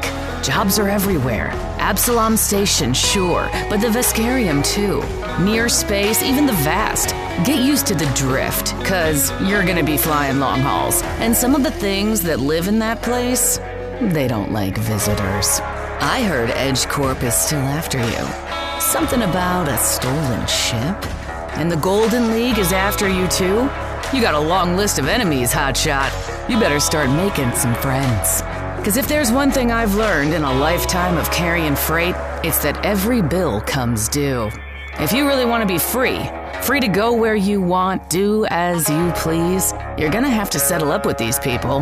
And revenge ain't cheap. Don't say I didn't warn ya.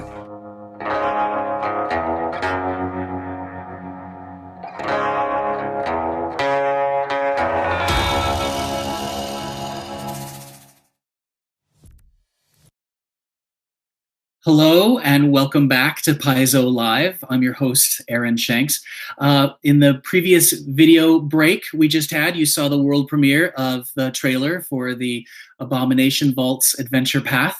That's new, just for you. You'll be seeing it a lot more on social media, and you can find it on YouTube now if you want to watch it again, or share it with your friends to entice them to play the Abomination Vaults. Now we're moving on to the explore the Pathfinder Lost Omens product line, and our guest is Luis Loza. Oh, pardon me. We're gonna welcome back Lou first. Same two first letters, right?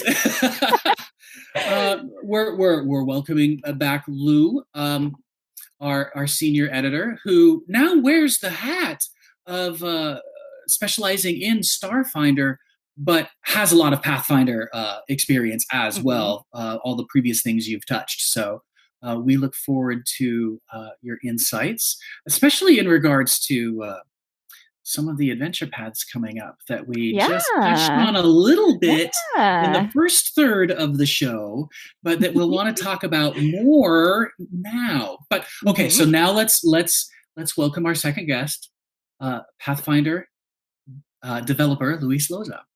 Hello, Aaron. Hi. There he is. Hello.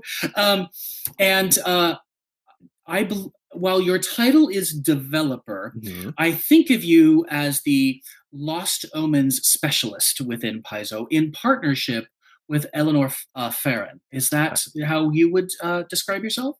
I am one half of the super developer that is Eloise. Which we actually call them at the office. And I guess I specialize in Lost Omens, but I do help out with development here and there. But yeah, Lost Omens, Eleanor and I are definitely steering that ship together. Excellent. We'll let our players know that Paizo Live has a maximum of about 8 people appearing per show. So this was so Eleanor stepped aside this time to let Luis take center stage. But Eleanor is hard at work finishing up the Mwangi Expanse for everyone. Right, time well spent. So we will see her soon enough. So let's talk about the Lost Omens line as a big picture. Luis, what makes Lost Omens different from a Pathfinder rulebook? Boy, there's a lot of different things. It's smaller and sometimes a bit easier on the wallet. But I think the big thing that we can really focus on is that it's looking at the Age of Lost Omens, the setting for Pathfinder 2nd Edition, and really giving you deep dives into history, culture, the dangers of the Age of Lost Omens setting, all the different stuff that would help you flesh out a world. We've kind of done that for you with the Lost Omens setting. You can play with our pre-written adventures and stuff like that, or if you want, you can pick up something like the Lost Omens book and learn about the world, make up your own adventures. Or if you are partaking in organized play or an adventure path or something, you can pick up these books and learn more about the different places where your characters are going to go, the different people you're going to meet. And in addition to that, we like to give you new rules options to put you better into the world, take your characters and give you options that really mesh with the setting and kind of cement you into the character that really lives in the world. That's great. I guess there's the 80-20 rule. I think of the rule books as maybe 80% rulebook, 20% lore, and the Lost Omens line, the reverse of that, although I'm sure that's just it varies from book to book. Right? Yeah. Sometimes we give you a lot of lore, sometimes we give you a lot of rules, but we try to give you a good balance between the books so you can have something to enjoy regardless of what you're looking for. Yes, I found that to be true. And I think it'll be interesting talking about the Ancestry Guide's balance in that regard today. Yeah. But before we do that, I just want to check in with Lou to find out how editing the world guides, the setting books, might be different from editing an adventure or a rule book. So it is. Yeah. Nope. Go ahead. So it's really different, and like you guys kind of already touched in, it's usually a lot more lore heavy, which I personally, and I think a lot of the people on my team, a lot of the other editors, it like takes a different kind of brain space to edit, really lore heavy, flavorful narrative kind of strong stuff over rules and stuff. So we kind of switch into like a little bit of a different mental gear for the Lost Omens guides, especially like before layout and stuff. When we're all working in Word still, it's a lot of narrative heavy passes for that. So that it's quite different from a lot of the other rule books that we work on. Yeah, exercises different brain muscles, I should think. Yeah. Which is great. Okay, that I think that's a good description for beginners to understand what the differences are. Right. So let's talk about. I want to jump into what's new, and by what's new I mean just became available last Wednesday. Fun. Here we go. There it is. It's caused quite a stir, actually. I'll say yes. The Pathfinder Lost Omens Ancestry Guide is our newest hardcover in the Lost Omens line. What makes it? I guess I'll check in with Luis about Yeah, I'm getting confused with my own notes. Pardon me. I honestly don't blame you. Right? We're late in hour 2, folks. Here we go. No, but what's in it for GMs and players? Let's just talk about what's in it. Oh, there is so much in here.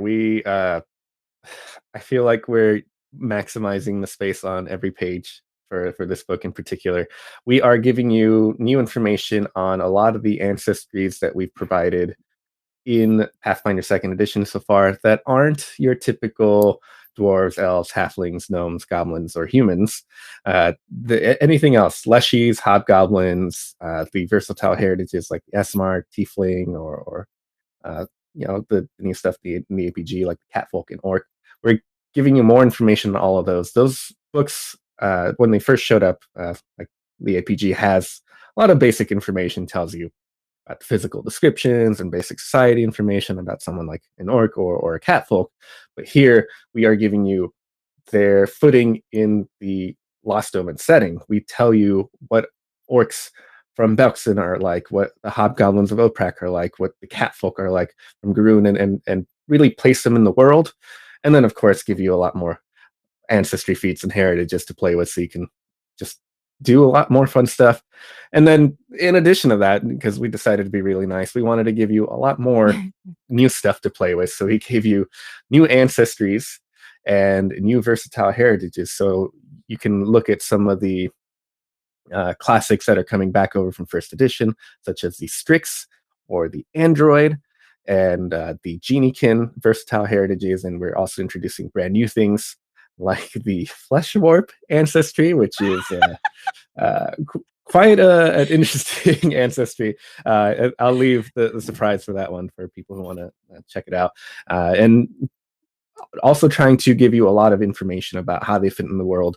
So if you are a player, you know what to expect when it comes to role playing, how to play your character, maybe the kind of history you might be adding to your character's background and stuff like that. Or if you're a GM, how to properly fit them into your adventures and your setting. And even if you don't play in the Lost Omen setting, it can maybe inspire cool ideas for how to add these new ancestries into your own world.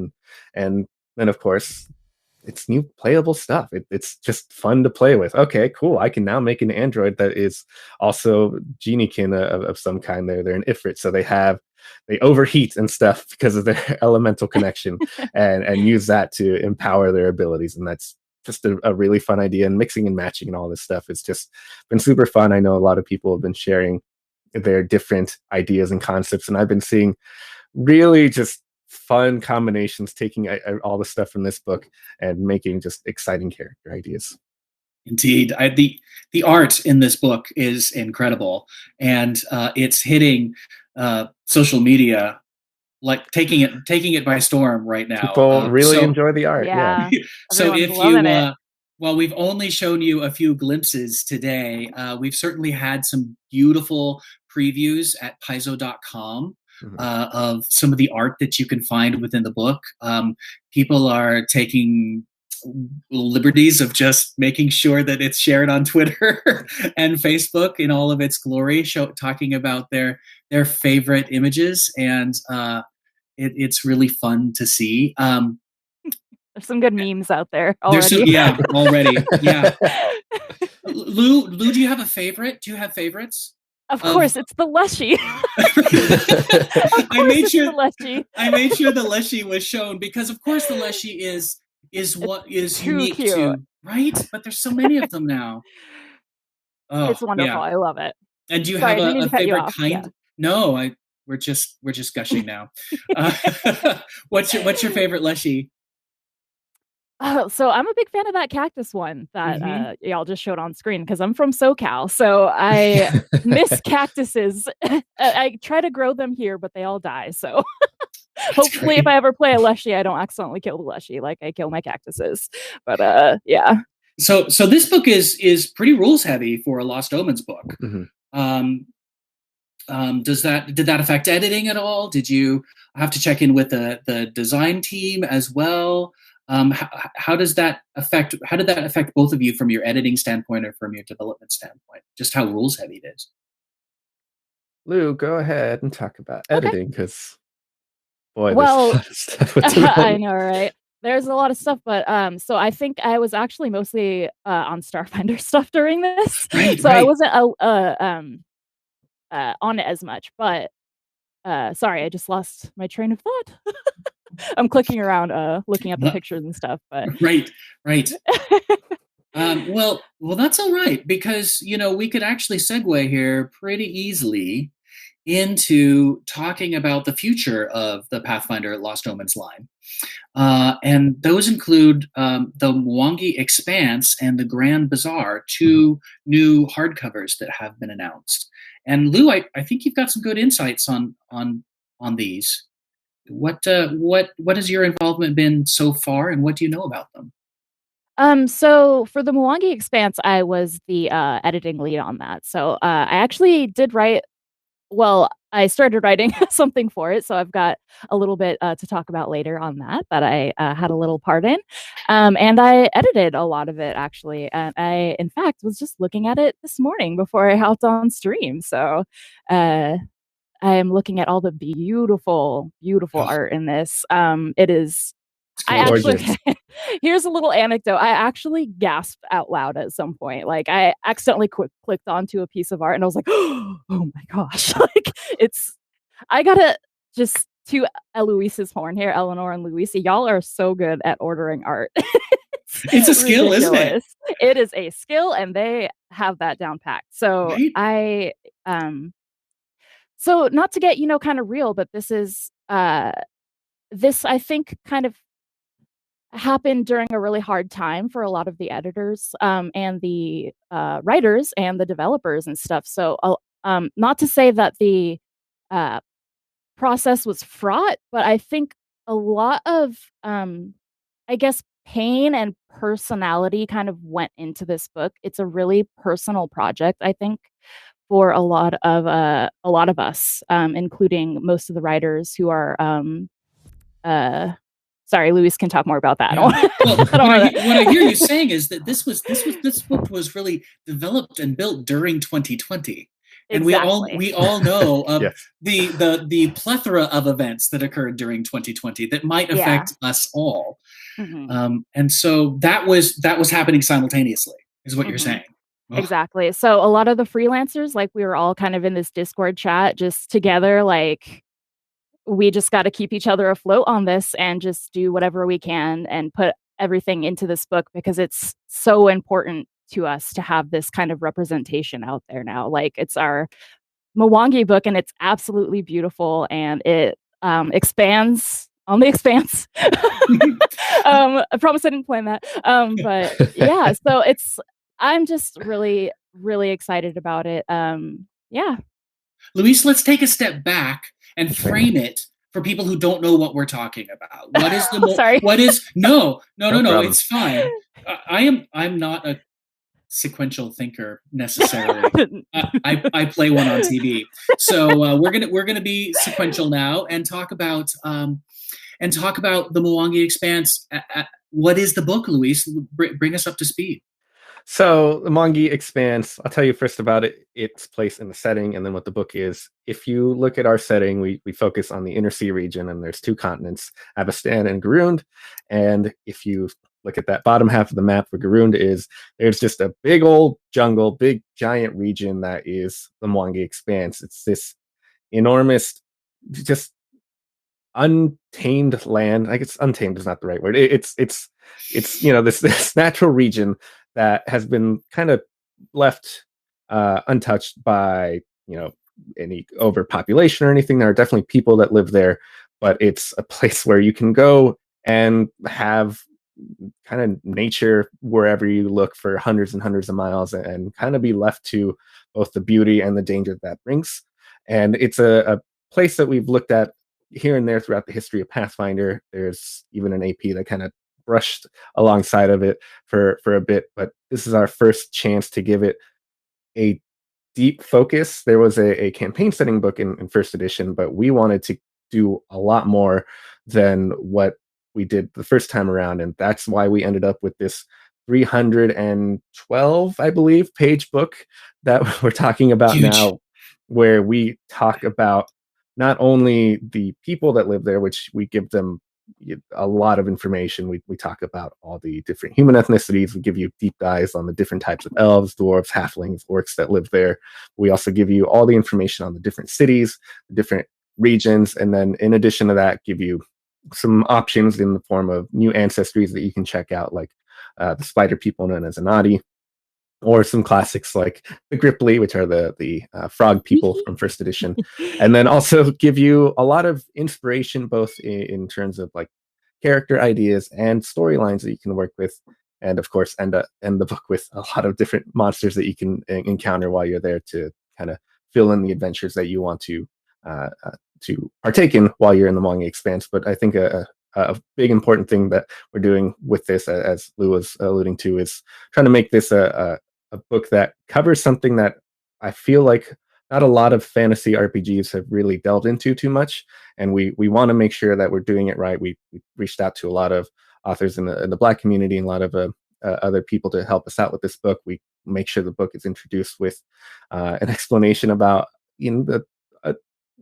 a way to adventure here that isn't appropriative or leading into any stereotypes or tropes that we don't want to encourage, and also just give you lots of art for Black elves and Black dwarves that you may have not been used to seeing for a long time, and just fill that all up.